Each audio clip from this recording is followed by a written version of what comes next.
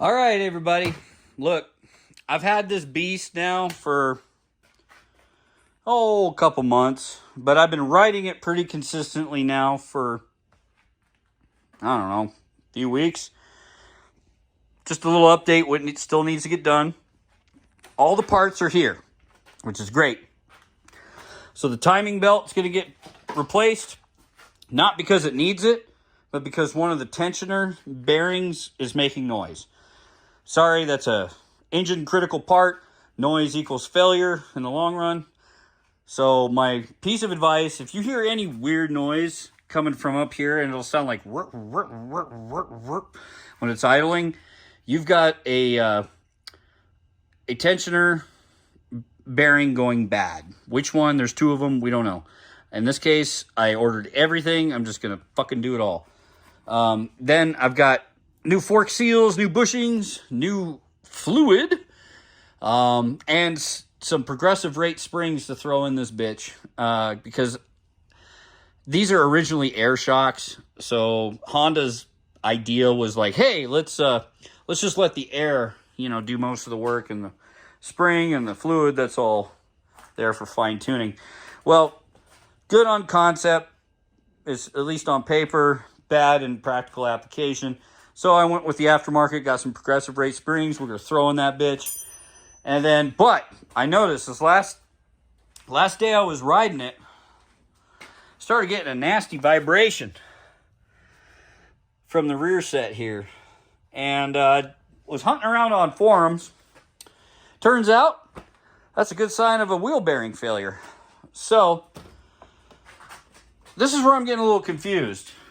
Because it's got 47 fucking thousand miles on it. And the rear wheel bearing's fucked. The only thing I can think of is it sat on its side stand like it is right now. Normally I put it on the center stand, but I was lazy today. But I'm just thinking maybe because it was sitting for so long on that bearing and that hub, and I don't fucking know. The other option is that it doesn't have 47,000 miles on it, and the previous owner or whoever, somebody at some point switched out the bezel with a lower odometer reading. Always a possibility. But the rest of the bike doesn't necessarily suggest that it has more miles on it, so I don't know. Here in the coming days, we're going to be removing these fairings for now, because I have identified the rear vibration and swaying issue as a wheel bearing issue.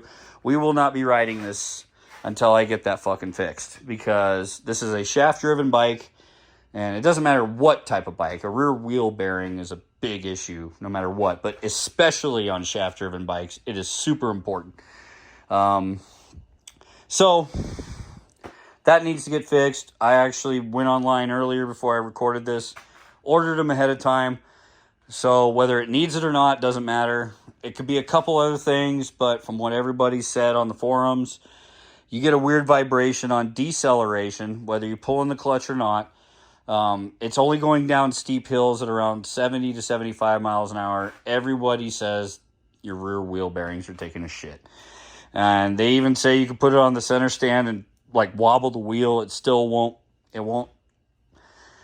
They say start with the wheel bearing, it's cheap, and then move your way forward. So if the vibration doesn't go away with the wheel bearing, then I'm going to replace the CV shaft that goes between the transmission and the rear differential. And hopefully that takes care of it. And if it doesn't, then it's a lash adjustment in the goddamn differential. But it's not mimicking the symptoms for that, because when the lash adjustment's out, it'll do it under acceleration and deceleration. It has no vibration under acceleration. It's only under deceleration, going down steep hills at around 70 miles an hour. You start feeling this buzzing, like brrr. So that's driveline related, especially, like I said, it pulled in the clutch, eliminates the motor and the transmission. Got to be a rear drive issue. And we'll start with the bearings and work our way forward. So that's a little update on the fucking Goldwing. We will be doing some videos, how-to videos. I've seen quite a few, and not putting down the other content creators, but they make it seem more difficult than it really is.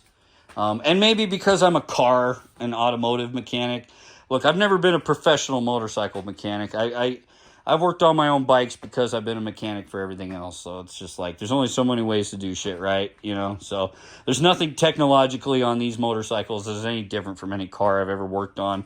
They just do it a little different way, but the fundamentals are still the same. And that's true of all motorcycles, cars, this and that. Internal combustion engine anyways. But I digress. I'm getting ahead of myself and changing topic, and I'm sure most of you have already fucking shut off by now. So anyways, fuck it all. Fucking stay tuned, folks. We are going to open up this exhaust. Why?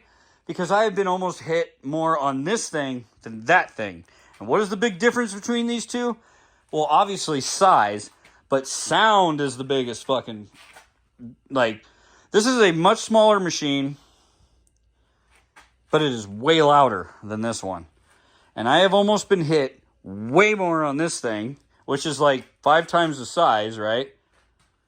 But people just don't see you on the Goldwing. I don't understand it, dude. It's the biggest fucking motorcycle on the planet, and people don't fucking see you. I don't get it.